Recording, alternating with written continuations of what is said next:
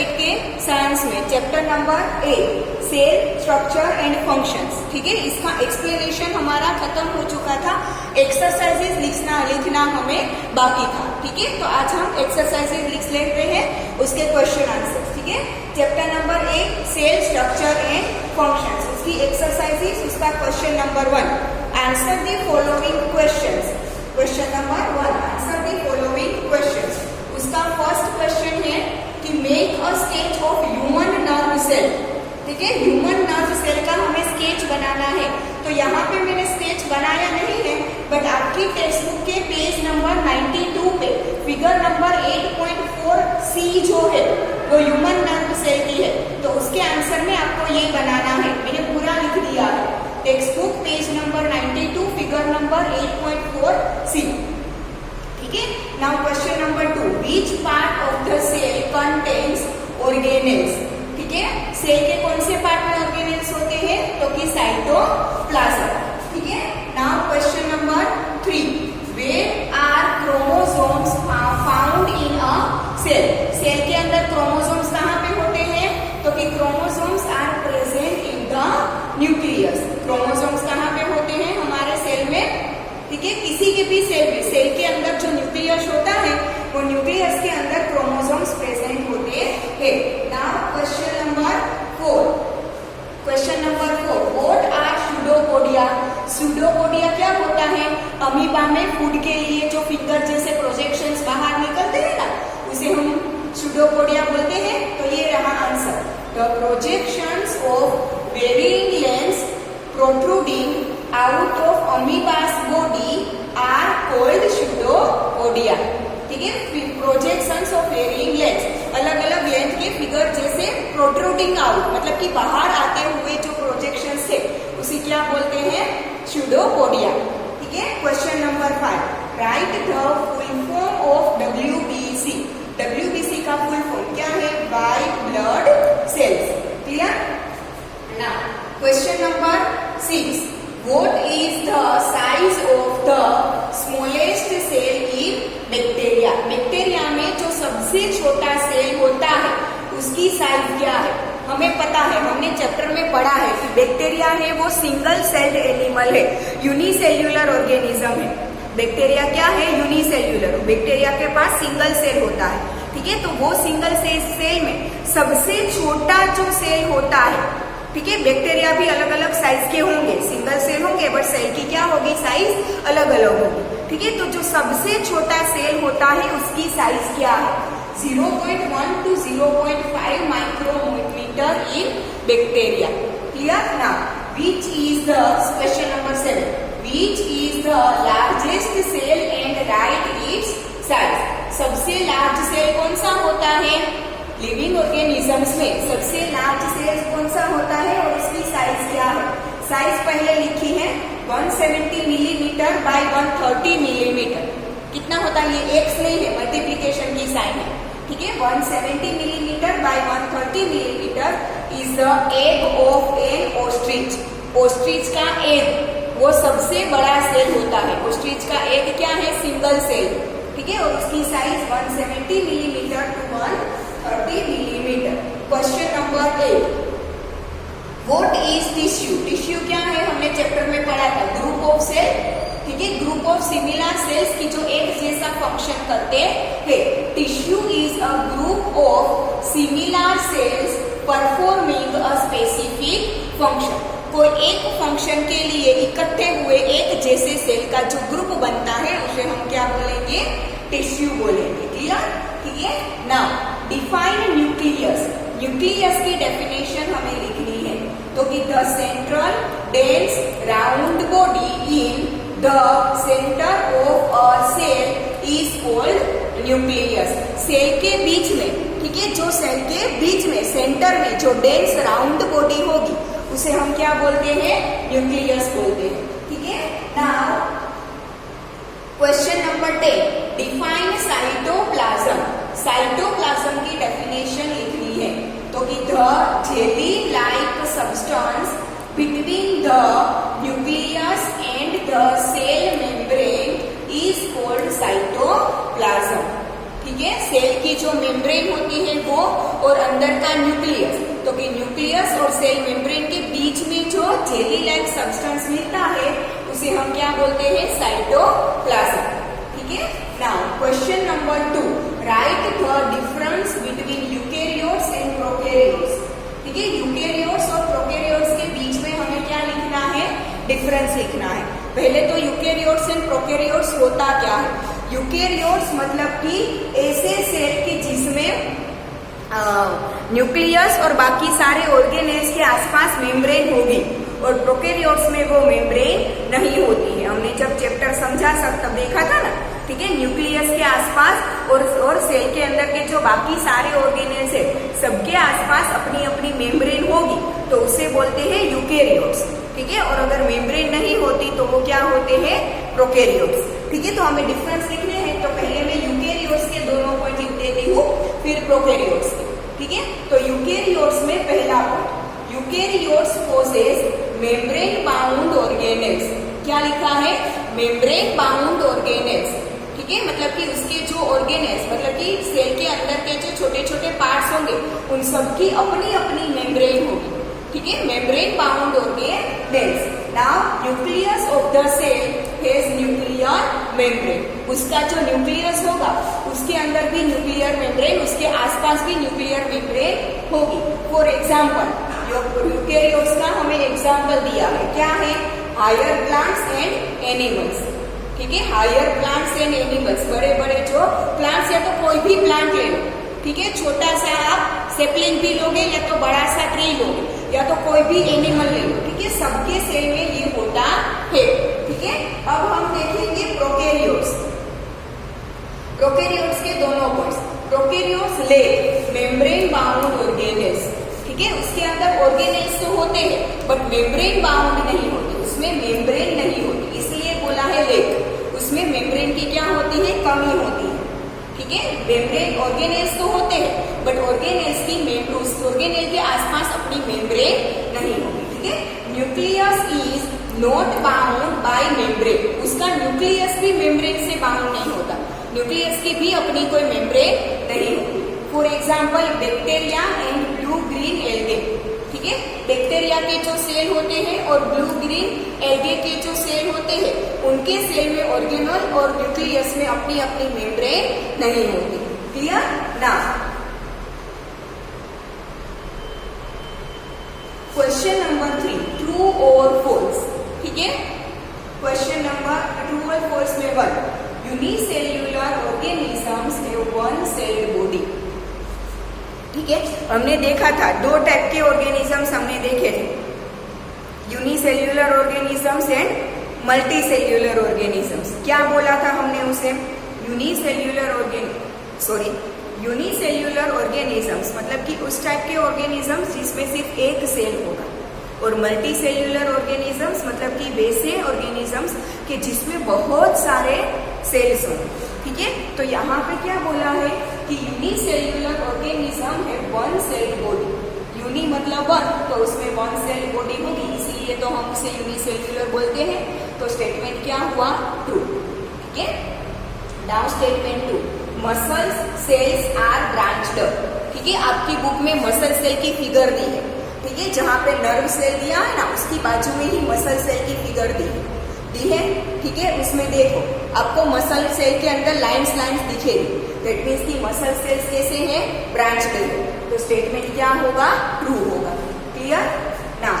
Statement 3, the basic living unit of an organism is an organ. है नहीं, हमने chapter के स्टार्टिंग में ही देखा था कि कोई भी लिविंग ऑर्गेनिज्म का बेसिक यूनिट क्या होता है, सेल होता है। और यहाँ पे क्या लिखा है, ऑर्गेन। दैट मीन्स की स्टेटमेंट कैसा है, फॉल्स। स्टेटमेंट कैसा है, फॉल्स। ठीक है, the basic living unit of an organism is an organ. Statement क्या है, फॉल्स। बेसिक यूनिट क्या होता है, सेल होता है। Now statement 4, amoeba has irregular shape. हमने देखा था ना, अमीबा का कोई भी अपना शेप नहीं होता। तो स्टेटमेंट क्या है, ट्रू। ठीक है, statement 5, cells were first observed in cork by Robert Hooke इन 1665। चैप्टर के पहले पैराग्राफ में ही हमने देखा था। ठीक है, सेल सबसे पहले किसने डिस्कवर किया था? रॉबर्ट हुक ने। किसके अंदर?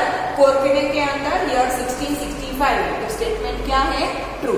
Clear? Now coloured bodies called plastids are found in the plant cells only. ठीक है, प्लास्टिड्स ठीक है सेल के ऑर्गेनेल्स है। प्लास्टिड्स क्या है? सेल के ऑर्गेनेल्स है, और वो ओनली प्लांट सेल में ही होते हैं। ठीक है, एनिमल सेल में प्लास्टिड्स नहीं होते। ठीक है, फिर क्या बोला है कि green plastids containing chlorophyll are called chloroplast. ठीक है, प्लास्टिड्स के अलग अलग कलर होते हैं।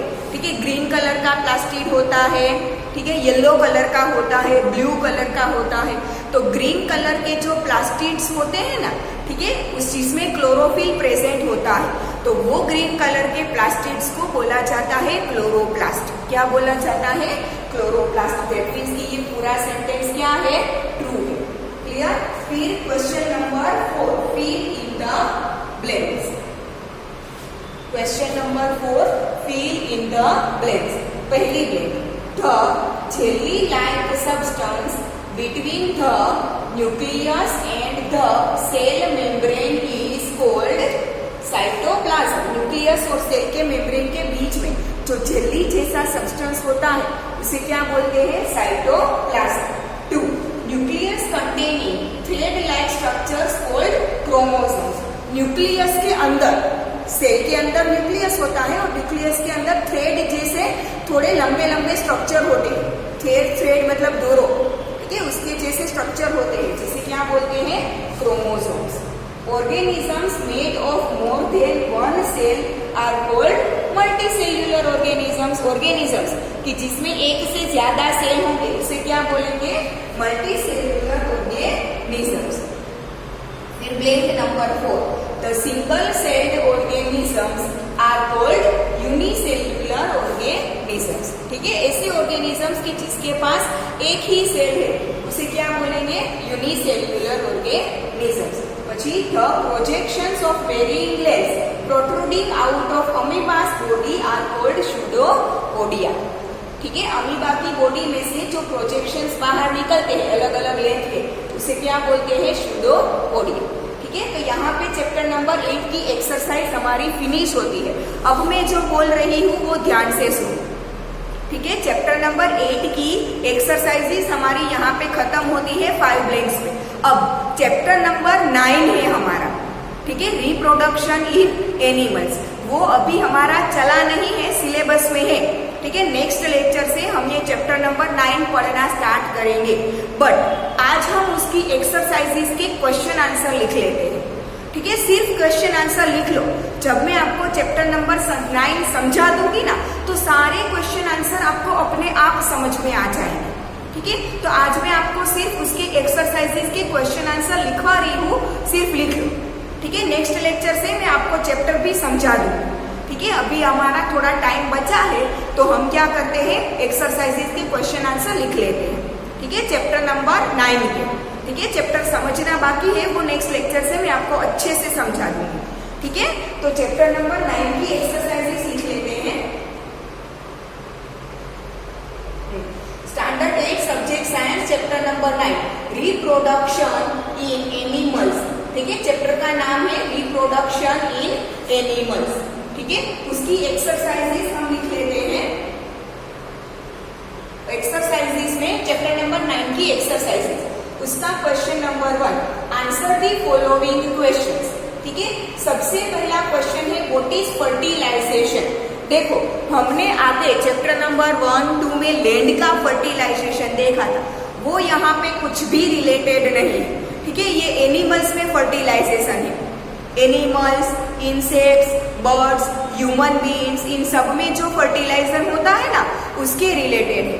ठीक है, फर्टिलाइजेशन थोड़ा बहुत स्टैंडर्ड 7 में भी आपने देखा है। ठीक है, कि मेल और फीमेल मिलते हैं। ठीक है, मेल और फीमेल मिलते हैं तब एग और या तो बच्चा प्रोड्यूस होता है।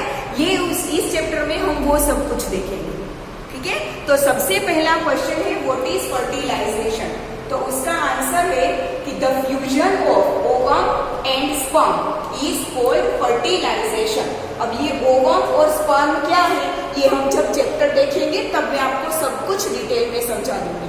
ठीक है, अभी आप सिर्फ क्वेश्चन आंसर सारे एक्सरसाइजेस पूरी लिख लो। ठीक है ना, question number 2, what is viviparous animals. इसे क्या पढ़ते हैं, विविपेरस। ठीक है, what is viviparous animals. Viviparous animals किसे बोलते हैं, तो कि animals such as human beings, cows and dogs which give birth to young ones are called viviparous animals। ठीक है, ह्यूमन बीइंग्स, फिर एनिमल्स जैसे कि काउ, डॉग, लायन, केट, ठीक है, ये सब क्या करते हैं, डायरेक्टली बच्चे को जन्म देते हैं, अंडे को नहीं, एग नहीं देते। वो क्या करते हैं, डायरेक्टली बच्चे को जन्म देते हैं, यंग वंस को। तो वैसे एनिमल्स को क्या बोलते हैं, विविपेरस एनिमल्स। ठीक है, next question, question number 3, what is oviparous animals. Oviparous animals किसे बोलते हैं, what is oviparous animals. Oviparous animals किसे बोलते हैं, तो कि animals such as hens, frog, lizard and butterfly which lay eggs are called oviparous animals। ठीक है, वैसे एनिमल्स की जो बच्चे को जन्म नहीं देते पर क्या देते हैं, अंडे देते हैं। ठीक है, उसे क्या बोलेंगे, ओविपेरस एनिमल्स। ठीक है, ऐसे कोई भी बर्ड्स हो या तो एनिमल्स हो जो कोई भी बच्चे को जन्म ना देता हो और अंडा देता हो, फिर वो अंडे में से बच्चे निकलते हो, वैसे सारे एनिमल्स को क्या बोलेंगे, ओविपेरस। क्लियर, और जो डायरेक्टली बच्चे को जन्म देते हैं उसे क्या बोलेंगे, विविपेरस। क्लियर। ठीक है, question number 4, what is Metamorphosis. What is Metamorphosis, तो कि the transformation of larva into adult through drastic changes is called Metamorphosis. ठीक है, ये हम चैप्टर नंबर, जब हम चैप्टर डिटेल में पढ़ेंगे ना तब पूरा आ जाएगा। क्या होता है, फ्रॉग। फ्रॉग आपने देखा है, फ्रॉग जब बच्चा जन्मता है ना तब वो जेली जैसा मटेरियल पैदा करता है। फ्रॉग में क्या होता है, पहले अंडा होता है, फ्रॉग पहले क्या देता है, अंडा देता है। वो अंडा जब टूटता है तब उसमें से जेली जैसा मटेरियल निकलता है, डायरेक्टली फ्रॉग का बच्चा नहीं निकलता। क्या निकलता है, जेली जैसा मटेरियल। अब वो जेली मटेरियल थोड़े थोड़े दिनों में बड़ा होता जाता है और फिश जैसा बन जाता है। कैसा बन जाता है, जो जेली मटेरियल निकलता है ना उसे बोलते हैं लार्वा। जो जेली जैसा अंडे में से निकलता है उसे बोलते हैं लार्वा। वो लार्वा धीरे धीरे फिश जैसा स्ट्रक्चर बनता है और थोड़े दिनों बाद उसमें से धीरे धीरे फ्रॉग के जैसे 4 पैर बाहर निकलेंगे और फिर वो फ्रॉग में कन्वर्ट हो जाएगा। ठीक है, इसीलिए बोलते हैं ड्रास्टिक चेंजेस। पहले जेली जैसा होता है, जेली में से फिश जैसा बनता है और फिश में से फ्रॉग का आकार लेता है, फ्रॉग का शेप लेता है, इसीलिए बोलते हैं ड्रास्टिक चेंजेस। तो ये अंडे में से फ्रॉग बनने की जो पूरी प्रोसेस है उसे बोलेंगे मेटामॉर्फोसिस। क्लियर। ठीक है ना, question number 5, explain asexual reproduction. ठीक है, एसेक्सुअल रिप्रोडक्शन किसे बोलते हैं, तो कि the type of reproduction in which only a single parent is involved is called asexual reproduction. ठीक है, कोई भी एनिमल जब बच्चा देता है तब उसमें मेल और फीमेल दोनों की जरूरत नहीं होती। ठीक है, फीमेल खुद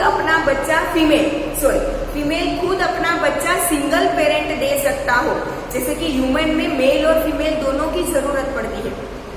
ठीक है, माँ के पेट में 9 महीने बच्चा रहता है, बट वो 9 महीने रहने से पहले मेल और फीमेल का मिलना जरूरी है, तभी वो लेडी क्या बन सकती है, प्रेग्नेंट हो सकती है।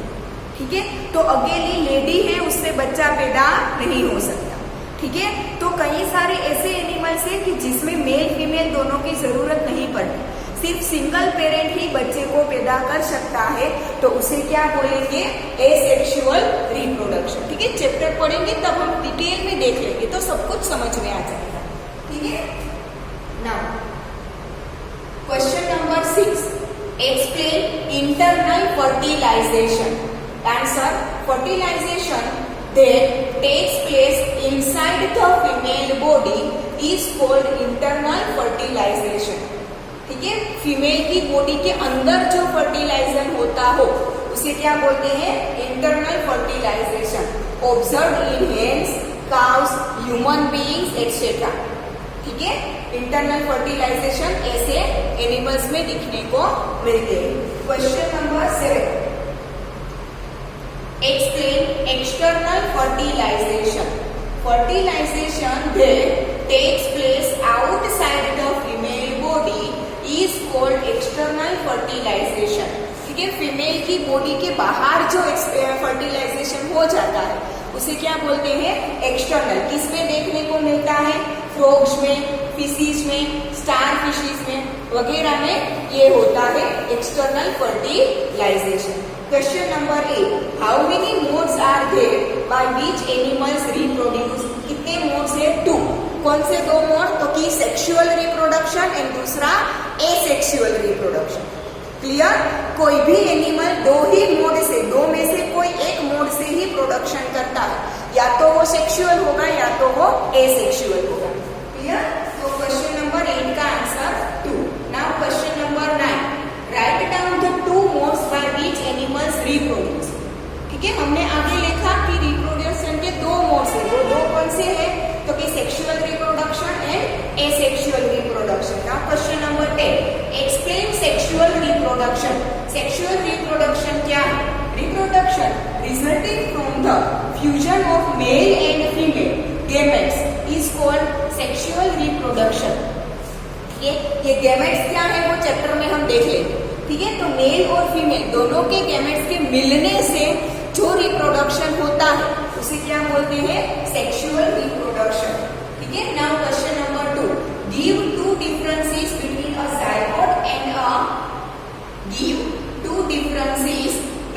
अ जायगोट एंड अ फीटस. इसे क्या बोलते हैं? फीटस.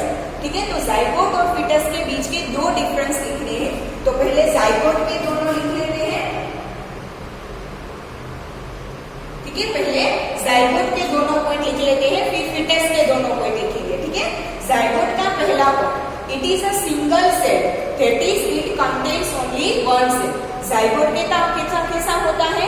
सिंगल सेल से बना होता है, मतलब कि उसके पास ओनली एक सेल होता है, जैसे यूनिसेल्युलर ऑर्गेनिज्म. तो जायगोट को हम यूनिसेल्युलर बोल सकते हैं. उसका जायगोट का point 2. It is formed by the fusion of mail gamete और स्पर्म एंड फीमेल गेमेट और ओवा. ठीक है, मेल गेमेट को क्या बोलते हैं? स्पर्म, और फीमेल गेमेट को क्या बोलते हैं? ओवा. दोनों के फ्यूजन से, दोनों के एक दूसरे में मिलने से जायगोट बनता है. अब फीटस के दोनों पॉइंट्स हम लिखेंगे. फीटस का पहला point, it is multi cell, that is it contains many cell. Foetus है वो कैसा होता है? मल्टी सेल्यूलर, बहुत सारे सेल होंगे. It is formed by the repeated division of the zygote. ठीक है, जायगोट का आगे आगे डिवीजन. ये जायगोट एक था सिंगल से, डिवीजन होके 2 हुआ, वो दोनों के डिवीजन होके 4 हुआ, वो 4 का डिवीजन होके 8 हुआ.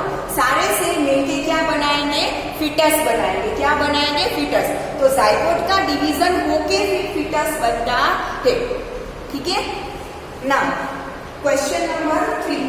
Draw labelled diagram of binary fission in amoeba.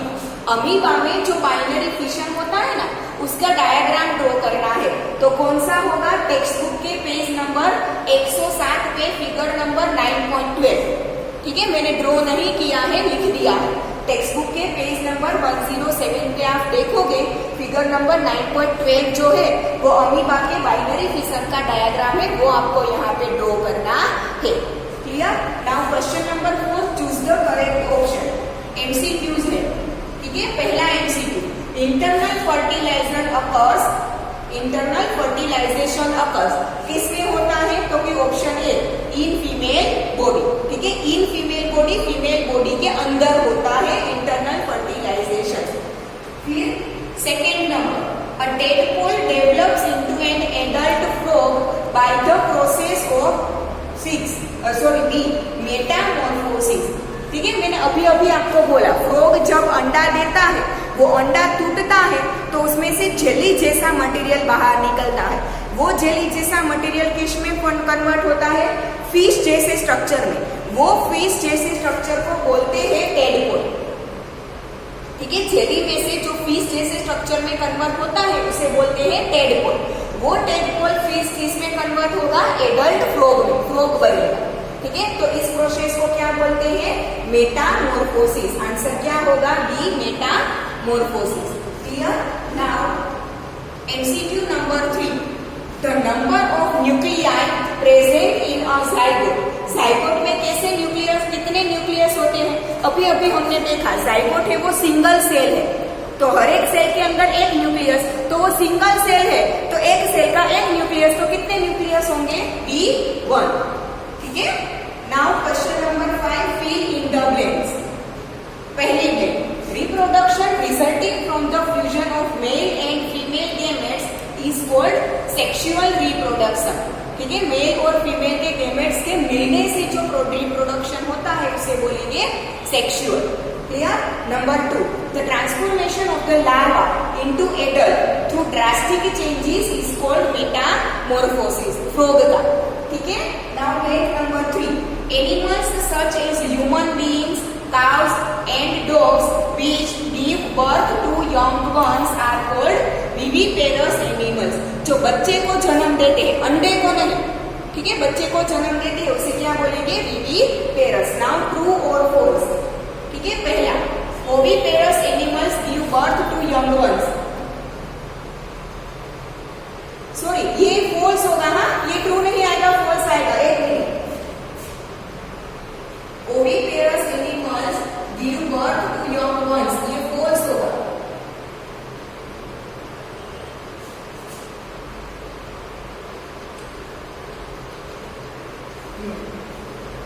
Oviparous animals है, यंग वंस को बर्थ नहीं देते, वो किसको बर्थ देते हैं? अंडे को, तो स्टेटमेंट आएगा false. Clear? Second statement, a new human individual develop from a cell called gamete. ठीक है, गैमेट में से नया ह्यूमन बीइंग बनता है। जब माँ के पेट में बच्चा जन्म लेना स्टार्ट करता है तब वो किस में से स्टार्ट होता है? गैमेट में से। तो स्टेटमेंट क्या है? ट्रू। ठीक है, third statement, fertilization is necessary even in asexual reproduction. जैसे सेक्सुअल में मेल और फीमेल के गैमेट का फर्टिलाइजेशन होता है, वैसे एक सेक्सुअल में भी फर्टिलाइजेशन जरूरी है, नेसेसरी है। तो स्टेटमेंट क्या आएगा? ट्रू। ठीक है, now 4 number, an embryo is made up of a single cell. ठीक है, जो जाइगोट जो बनता है ना सिंगल सेल में, वो क्या बनता है? जाइगोट में से एम्ब्रियो और एम्ब्रियो में से फीटस। तो एम्ब्रियो क्या होता है? सिंगल सेल होता है। तो स्टेटमेंट क्या है? ट्रू। फिर egg laid after fertilization is made up of a single cell. ठीक है, फर्टिलाइजेशन के बाद जो एग निकलता है वो सिंगल सेल होता है? नहीं। ठीक है, जब फर्टिलाइजेशन होता है तब वो सिंगल सेल होता है, बट जब वो एग बन जाता है तब वो सिंगल सेल नहीं होता। तो स्टेटमेंट कैसा आएगा? फॉल्स। क्लियर? तो यहाँ पे चैप्टर नंबर 9 की भी एक्सरसाइज हमारी खत्म होती है। ठीक है, तो आज हमने चैप्टर नंबर 8 एंड 9 की एक्सरसाइजेस हमने खत्म कर दी। अब हमारा सिर्फ चैप्टर नंबर 9 का एक्सप्लेनेशन बाकी है, वो नेक्स्ट लेक्चर से हम स्टार्ट कर देंगे। ठीक है।